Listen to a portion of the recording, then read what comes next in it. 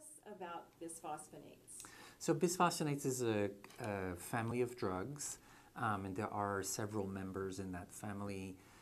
Fosamax may be one that people may be more familiar with because it's actually in magazines that if you pick up the magazine, you may see ads for Fosamax. The ones that have been used in vet medicine are mostly pamidronate and zoledronate.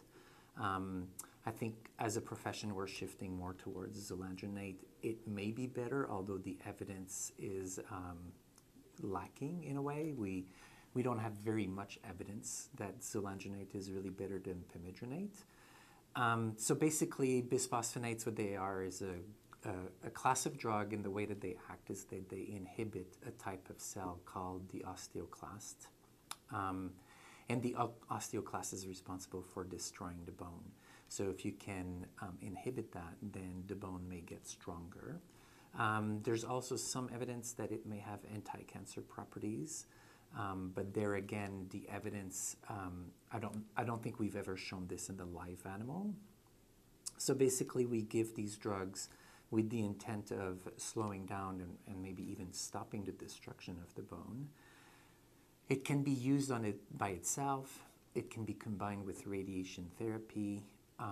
Certainly, if we've done an amputation, there isn't really a justification for using it. We've just removed the tumor, and we're talking about bone tumors.